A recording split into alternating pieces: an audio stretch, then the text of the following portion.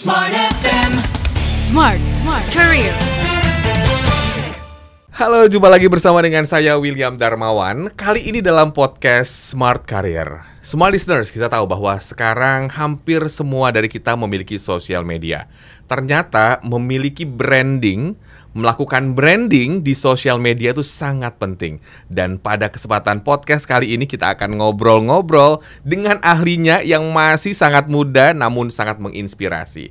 Ada Mbak Rifka Syafina, entrepreneur and content creator. Halo Mbak Rifka. Ya, halo Mas Willy. Gimana kabarnya?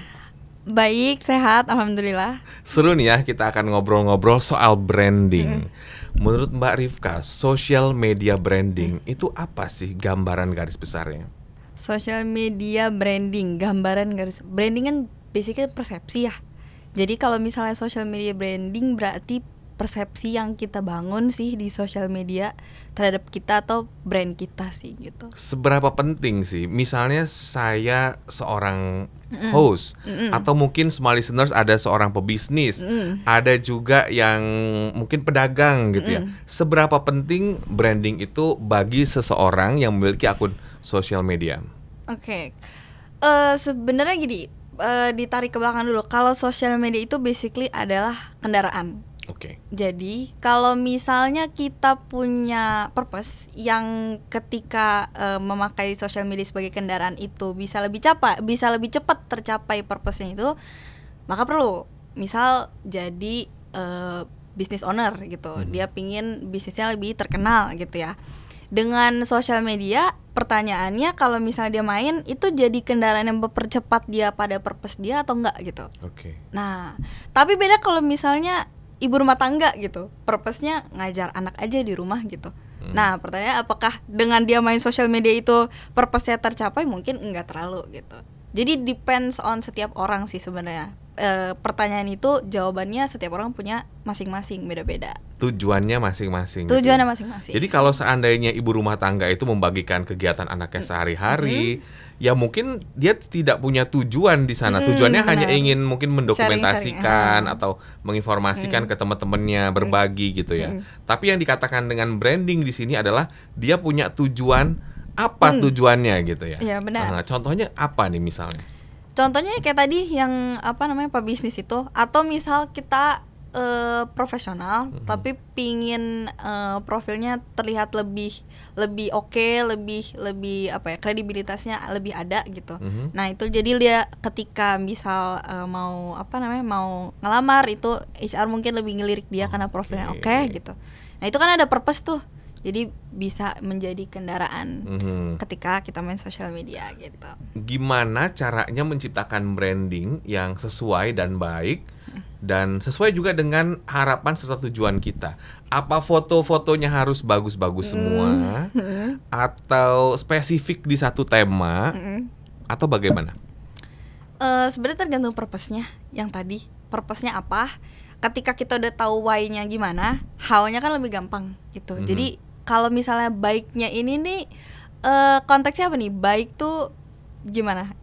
Baik tuh apakah secara profil bagus atau misalnya fotonya tuh dikemas dengan baik, warnanya bagus, ditata dengan rapi atau gimana? Kalau itu mempercepat pada tercapainya purpose-nya, boleh sih, itu baik sih. Oke, kita harus menanyakan ke diri kita ya, seperti apa tujuan kita bersosial media, apakah ingin menampilkan image seperti apa, atau mungkin sebagai seorang content creator, sekarang kan sudah banyak nih profesi content creator atau pemula, itu juga fokus ke satu bidang.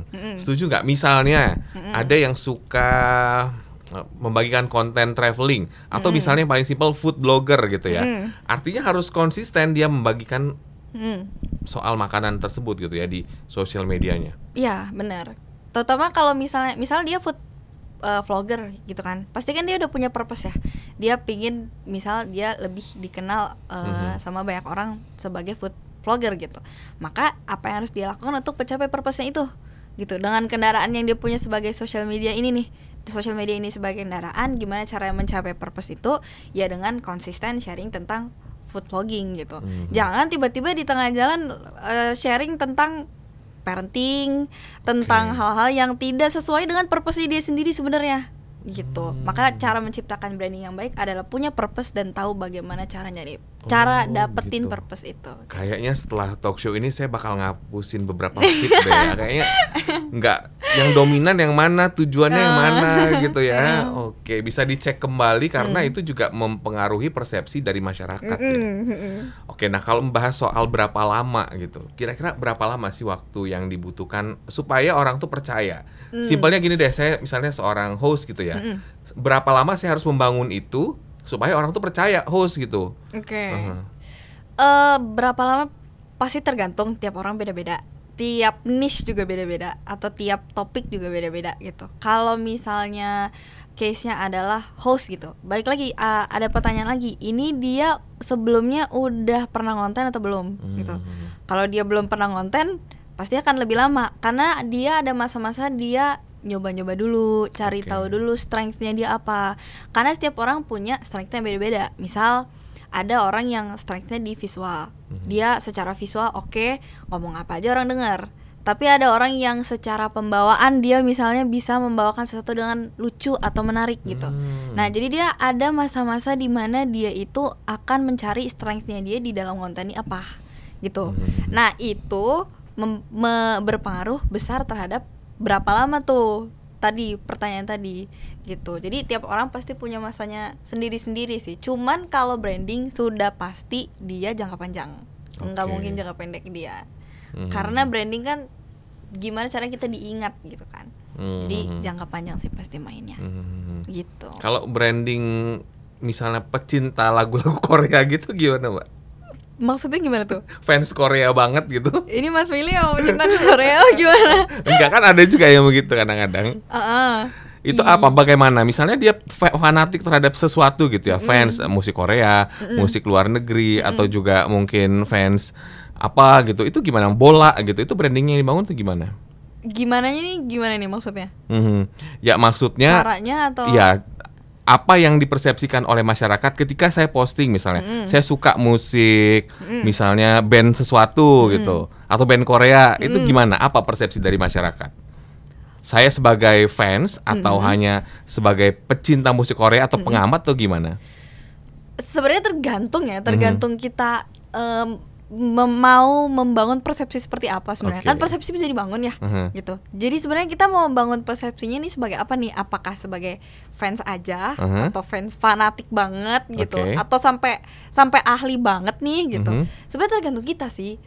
Kalau persepsi tuh kita harus punya kita dia pengen dikenal sebagai apa dulu. Dikenal gitu. Sebagai apa? Dikenal sebagai apa dulu. Diingat dan dikenal sebagai apa gitu. Jadi ketika udah tahu itunya sebenarnya kita bisa ngatur sih. Kira-kira masyarakat ini pingin mempersepsikan kita sebagai apa, bisa sih. Jadi yang dimaksud ini bukan hanya musik ya, misalnya aja saya pecinta sepak bola gitu ya, atau mungkin saya suka dengan band tertentu, itu juga sebetulnya bisa dibikinkan konten ya. Bisa aja sih, bisa aja, asal itu menjadi purpose-nya dia sih.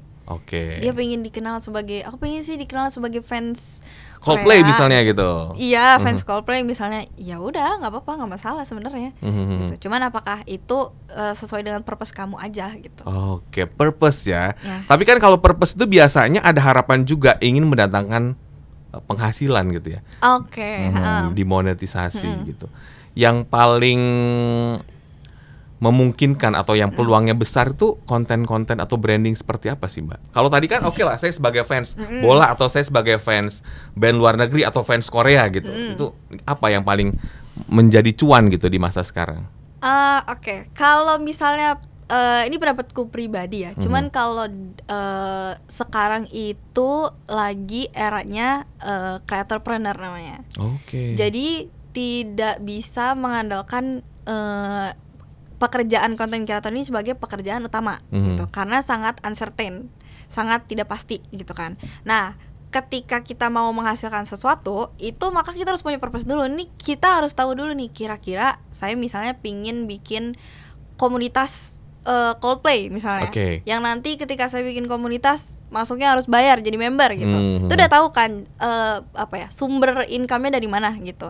Nah ketika kita udah punya purpose itu udah masuk ke purpose kan, masuk ke purpose kita pingin cari penghasilan gitu. Nah bagaimana cara purpose itu terjadi ya dengan kita bikin konten tentang Coldplay gitu. Jadi funnelingnya cakep tuh, funnelingnya cantik tuh. Jadi kita bikin nyebar awareness kita senang Coldplay, ahli membedah lirik misalnya, sampai akhirnya adalah conversion ke orang-orang jadi member misalnya. Semua gitu. bisa jadi peluang ya. Semua bisa jadi peluang di zaman sosial media ini ya. Nah, gimana caranya juga bisa menjaga konsisten dan nahan untuk nggak ikutan tren. Misalnya ya tadi ada kita bikin konten soal misalnya bisnis gitu ya. Tiba-tiba ada godaan konten traveling gitu. Nah, ini gimana? Purpose tadi sih. Purpose lagi ya. Purpose tadi sih. Kenapa harus tergoda kalau tidak sesuai dengan purpose-nya sih? Gitu. Jadi kalau purpose-nya kita pingin bisnis kita sukses dengan kita main di sosial media, apakah kita posting tentang traveling itu mendukung purpose kita atau enggak gitu? Gitu sih pertanyaannya. Berapa banding berapa biasanya dalam kita bayangkan di TikTok atau Instagram gitu atau di sosial media yang lainnya, berapa banding berapa kalau di sosial media? Berapa banding berapa tuh gimana? Misalnya tadi ya konten soal bisnis. Kita bikin 10 konten, mungkin satu kita sisipkan soal hobi kita atau yang lain gitu. Balik lagi kita ini kan sebenarnya kalau misalnya udah masuknya ke bisnis, kalau sekarang kan ada ada founder marketing ya, ada istilah founder marketing di mana kita menggunakan social media ini sebagai salah satu channel marketing untuk bisnis gitu kan. Nah sebenarnya untuk porsinya tergantung disesuaikan. Cuman kalau misalnya manusia kan kadang tetap ingin sharing sisi personalnya dia ya, mungkin jangan sebanyak itu. Jadi misal dari 10 konten 9-nya ke arah purpose dia, tapi 1 sharing-sharing aja gitu. Jadi ketika orang ngelihat itu bukan cuma nih orang ngomongin personal branding mulu atau ngomongin bisnis mulu kayak nggak ada kehidupan lain gitu. Jadi liatin sisi humannya juga gitu. Kan wajar kan manusia kalau misalnya dia punya hobi lain selain dari bisnisnya dia gitu. Nah itu nggak apa-apa, cuman porsinya jangan sebanyak itu karena kita masih punya purpose yang pengen dikejar gitu. Boleh nggak sih kita menerapkan branding yang beda banget dengan kehidupan nyata kita? Nah ini kan banyak nih ya gitu ya. Kita lihat di sosial media karena kita kan nggak ketemu langsung gitu di sana. Sebenarnya menarik karena pernah ditanya juga, jatuhnya kan kayak pencitraan ya. Bedanya pencitraan sama personal branding itu cuma satu. Kalau personal branding itu dia dibangun di real life, diiklanin di sosial media. Real life, nyata ya. Dia harus dibangun dulu di real life. Kalau misalnya di sosial medianya dia ngonten tentang Coldplay, aslinya dia harus suka Coldplay. Gitu. Betul, ya, jangan bohongan gitu. Tapi kalau pencitraan sebaliknya. Jadi kalau misalnya di sosial media dia bagi-bagi duit ke masyarakat, tapi di real life-nya nggak ada gitu. Itu jadinya pencitraan gitu. Misalnya dia bagi-bagi sembako di kontenin, tapi sebenarnya di real life-nya dia nggak pernah membangun itu gitu, nggak pernah membangun kebiasaan itu, nggak pernah membangun brandingan seperti itu jatuhnya pencitraan. Jadi bedanya pencitraan sama personal branding cuma di situ. Bedanya kalau personal branding dibangun di real life, diiklanin di sosial media, kalau pencitraan kebalikannya gitu. Makanya kalau misalnya ngelihat orang kok kayaknya beda ya di sosial media sama di real life, mungkin dia bisa jadi jatuhnya pencitraan gitu. Branding itu diikuti dengan kemampuan, keterampilan bisa jadi, dan ilmu yang dia miliki gitu ya, sesuai dengan apa yang dibagikan di sosial media gitu. Kalau pencitraan kan mungkin bisa aja dia memalsukan itu gitu ya, tapi ketika dia harus sharing langsung soal usaha atau branding tentang apa, dia nggak bisa menyampaikan itu, akhirnya jadi runtuh sendiri brandingnya atau pencitraan yang dia bangun. Setuju nggak sih? Iya setuju. Lebih ke trust dari masyarakat sih, trust dari masyarakat kayak ala dia gitu cuma di konten aja gitu. Gitu sih paling. Baik, wah sangat menginspirasi ya perbincangan kita pada kesempatan podcast kali ini. Terima kasih banyak atas waktunya. Dan untuk Anda semua listeners yang tentunya ingin mengikuti konten-konten kita selanjutnya, jangan lupa subscribe channel YouTube Smart FM. Saya William Darmawan mengucapkan terima kasih. Sampai jumpa. Smart FM, Smart Career. Make your future better.